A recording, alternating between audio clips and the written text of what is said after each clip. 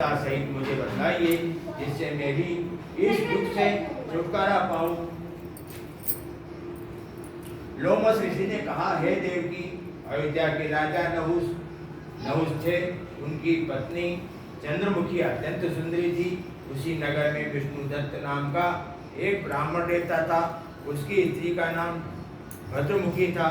वह भी अत्यंत रूपवान सुंदरी थी।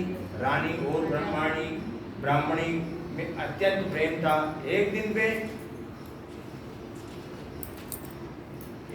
वे दोनों सरयू नदी में स्नान करने के निमित्त गई।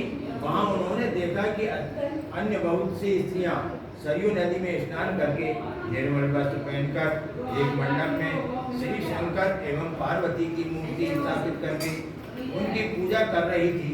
रानी और ब्राह्मणी ने ये देखकर उन स्त्रियों से पूछा कि हे बहनों, तुम यह किस देवता का और किस कारण से यह पूजन व्रत आदि कर रही हो? यह सुनकर उन स्त्रियों ने कहा कि हम संतान सप्तमी का व्रत कर रही हैं और हमने शिव पार्वती का पूजन चंदन अक्षत आदि से षोडशोपचार विधि से किया है। यह सब इसी पुनीत व्रत का विधान है। यह सुनकर रानी और ब्राह्मणी ने भी इस व्रत के करने का मन में संकल्प लिया और वापस लौट आई।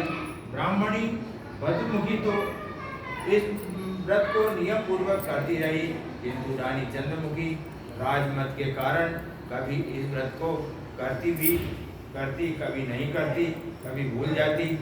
कुछ समय बाद यह दोनों मर गई। दूसरे जन्म में रानी ने बंदरिया और ब्राह्मणी ने मुर्गी की योनि प्राप्त की, परंतु ब्राह्मणी मुर्गी की योनि में भी कुछ नहीं भूली और भगवान शंकर तथा पार्वती जी का ध्यान करती रही। उधर रानी बंदरिया की योनि में भी सब कुछ भूल गई। थोड़े समय के बाद इन दोनों ने ये देह भी त्याग दी।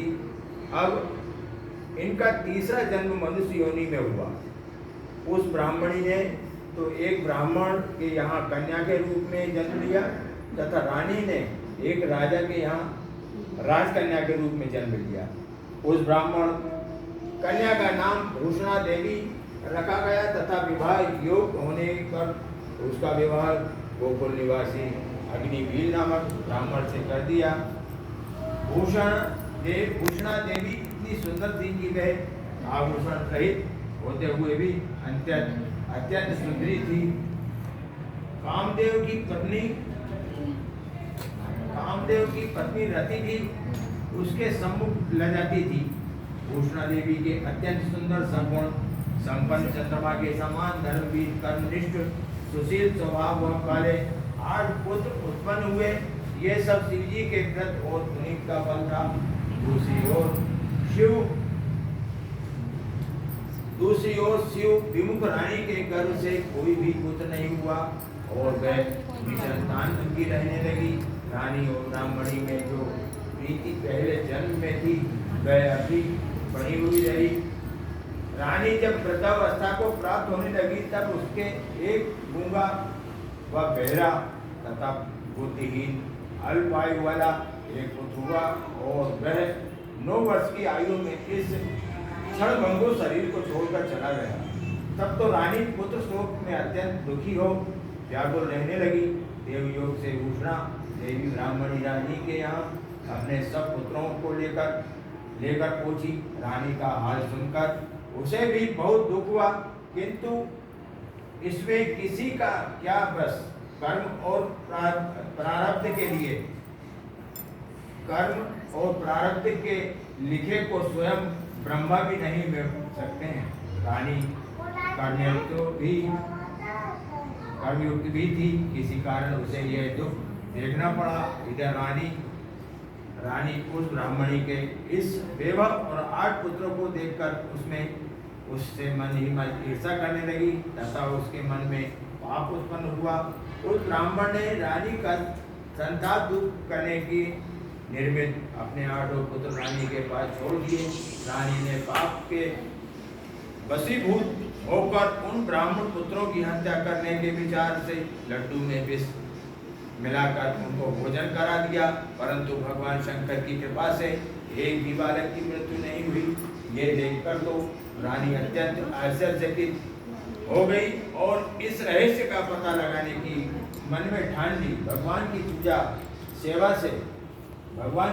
सेवा से निवृत्त होकर जब भूषणा देवी आई तो रानी ने उससे कहा कि मैंने तेरे पुत्रों को मारने के लिए इनको जहर मिलाकर लड्डू खिला दिए, किंतु इनमें से एक भी नहीं मरा। तूने ऐसा कौन सा दान पुण्य व्रत किया है जिसके कारण तेरे यह पुत्र भी नहीं मरे और नित्य नए सुख भोग रही है। तू सौभाग्यवती है। इस सब का भेद तू मुझे निष्कपट होकर समझा। मैं तेरी बड़ी ऋणी रहूंगी। रानी के ऐसे दीन वचन सुनकर भूषणा ब्राह्मणी कहने लगी, हे रानी सुनो, मैं तुमसे 3 जन्म का हाल कहती हूँ, सो ध्यान पूर्वक सुनना। पहले जन्म में तुम राजा नहुष की पत्नी थी और तुम्हारा नाम चंद्रमुखी था। मेरा नाम भद्रमुखी था और ब्राह्मणी थी। तुम अयोध्या में रहते थे और तेरी बड़ी प्रीति थी। एक दिन तुम दोनों सरयू नदी में स्नान करने के गए और दूसरी स्त्रियों को संतान सप्तमी का उपवास, शिव जी का पूजन अर्चन देखकर तुमने भी इस उत्तम व्रत को करने की प्रतिज्ञा की थी। तुम तो राजमत के कारण सब भूल गई और झूठ बोलने का तुमको दोष लगा, जिसे तुम आज भी भोग रही हो। मैंने इस व्रत को आचार विचार सहित नियम पूर्वक सदैव किया और आज भी करती हूँ। दूसरे जन्म में तुमने कन्हैया का जन्म लिया तथा मुझे मुर्गी की योनि मिली। भगवान शंकर की कृपा से इस व्रत के प्रभाव तथा भगवान नाम के को मैं इस जन्म में भी न भूली। निरंतर उस व्रत को नियम अनुसार करती रही। तुम अपने इस संकल्प को इस जन्म में भी भूल गई। मैं तो समझती हूँ कि तुम्हारे ऊपर यह जो भारी संकट है उसका एकमात्र यही कारण है और दूसरा कोई कारण नहीं है। इसलिए मैं कहती हूँ कि आप भी इस संतान सप्तमी के व्रत को करिए, जिसमें तुम्हारा यह संकट दूर हो जावे। लोमस ऋषि ने कहा कि हे देवजी, भूषणा ब्राह्मणी के मुख से अपने पूर्व जन्म की कथा तथा व्रत संकल्प इत्यादि सुनकर रानी को पुरानी बातें याद आ गई और पश्चाताप करने लगी।